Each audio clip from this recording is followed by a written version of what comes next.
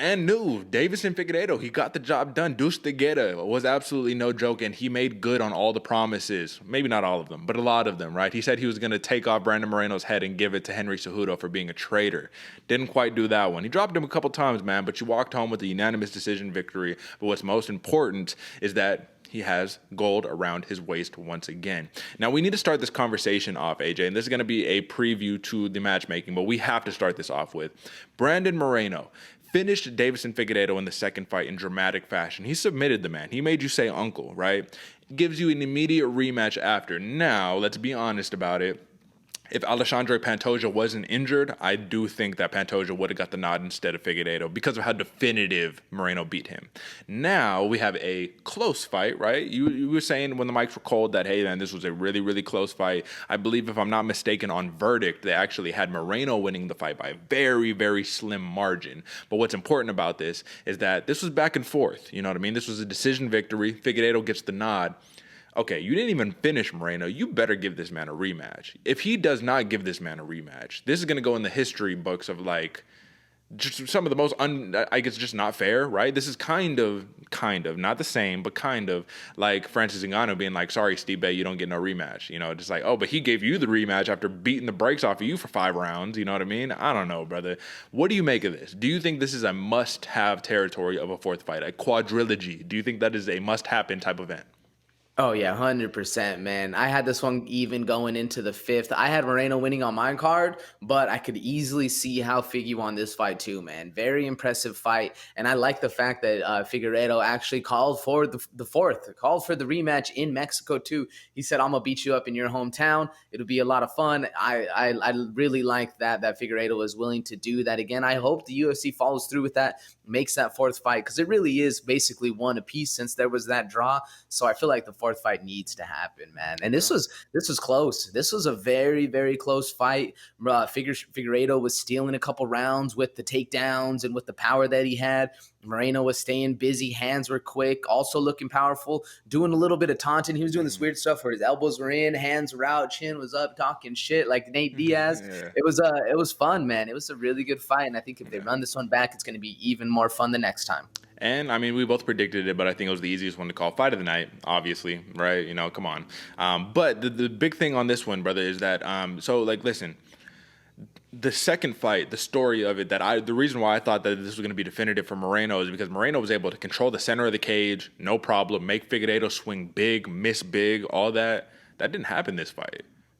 Figgy said, nah, brother, don't forget, I got the power. I'm still in the center of the cage. Not only that, though, he was a much more patient fighter. This wasn't the crazy Figgy that just throws big bombs and, you know what I mean, just relies on kind of like a Ngannou, pre-Ngannou at flyweight, man, you know, where he's just like, I just have to hit you with the big shot.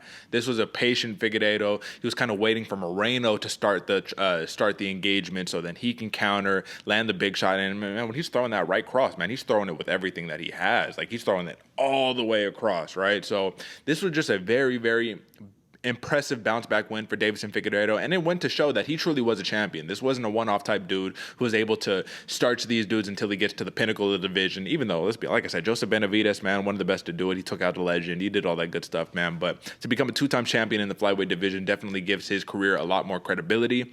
And even though he plays heel, AJ, and I don't even know if he's a really good heel, but he plays heel nonetheless, I do think that okay, I'm stumbling on my words here, but this is kind of what the sentiment that I want to say here, AJ.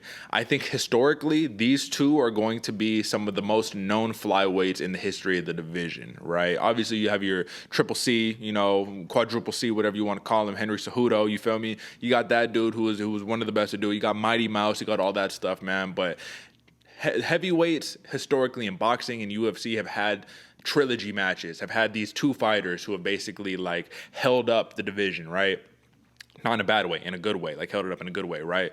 This takes me back to just like Ali Frazier type stuff right here, man, but in the flyweight division. So I think that this bodes incredibly well for the men's flyweight division in the UFC, which was on the brink of getting, you know, demolished a couple years ago, let's not forget. So I just think that this is so impressive.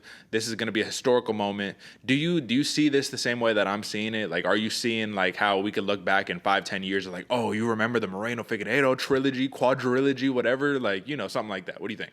Yeah, Derek, I agree with you 100%. If you heard the fans in there that were so supportive of Moreno, and even to the same aspect, they were kind of booing Figueiredo, but they're still Yeah. keeping eyes on him. I think a lot of the people that have been watching fights, the new casuals, the new people that are coming into the sport, I think these are going to be the fights that they remember the most, man. Yeah. We all the no, what's the word I'm looking for? Like, the longtime fans, Yeah. we remember the Machitas and the John Yeah. Jones and all this kind of stuff. These guys going to be the face of the UFC coming forward, man. These fights are going to be remembered for a long time. And the fact that it has that track record of, 4 fights down the road, I think these are what people are really going to remember, man. Seeing the fact that they're going back and forth, changing the title back and forth, having the wars, literally, like, it's so razor thin that you can get the conversation started that either one of these dudes wins one way or the other.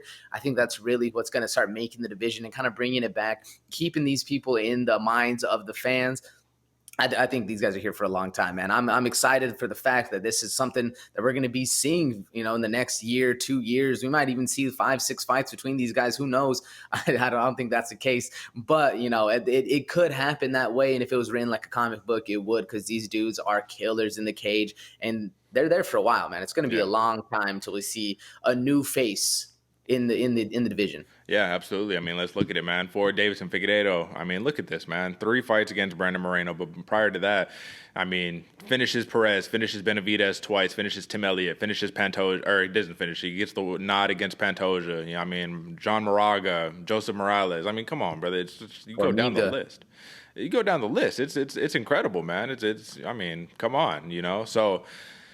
I don't know, brother. I agree with you. We can go a lot of fights on this one, man. But at the end of the day, Deuce Tigueira is back. He is the champion. And my last question before we move on to the main event here is Brandon Moreno a one-off champion, or will he regain his title? No, I think he regains his title, man. I don't think it's a one-off. I mean, it's going to be a very close fight, because you're right, Deuce Tigueira is for real. But I had Moreno landing more of the power in the earlier rounds, but then the volume started to take over for Moreno, where Figueiredo started to land a little bit more power, still in that third round with that bomb of a right hand. I do think Moreno will be back, especially if they fight in Mexico. You get that little pride rock, and you get the crowd going even more for him. It was like a mini Mexico in Southern California, but if they fight in actual Mexico, it is going to be wild. Yeah, absolutely, brother. And I'm just taking a look at the numbers right here, man. So in the first round, Figueiredo outlanded Moreno 15-10. In the second round, Moreno outlanded Figgy 28-19. Round 3, 26-19 for Moreno. Round 4, 20-15 for Moreno. And round 5, 21-18 for Moreno. So definitely volume was in favor for Brandon Moreno. But when it comes to power, we did have 3 knockdowns for Deiveson Figueiredo. So let me see what rounds these knockdowns came in. 2 knockdowns in round 3 and 1 in round 5. So, I mean, that's definitely what steals around. That's what wins a fight for you. At the end of the day, I think this is, let me just do this real fast. Let's go to MMA decisions, folks. And let's see. For Figueiredo versus Gane, because you're saying it's a little contested, brother. No, it looks like it's pretty heavily in favor of Deiveson Figueiredo here, man. We have a couple people for Moreno, but it looks like the people have spoken and the people have noted that 48-47 in favor of Figueiredo. I mean, that's how close it was, though, man. That's not no 50-47. I think that's what the card read, like 50-47 or whatever, folks. And if you don't know about this website, MMADecisions.com, you can go find that out. You can see all the basically scorecards for the decisions and all that good stuff, man. So, AJ, let's move back. We answered a lot of big questions here, man, but I just think this is crazy. I did not expect and knew, but it looks like the prophecy of Brandon Royval is starting to come to reality when he said, hey, man, I think that there's going to be a lot of turnover in the flyweight division. This is the start. Figueiredo is now the champion once again.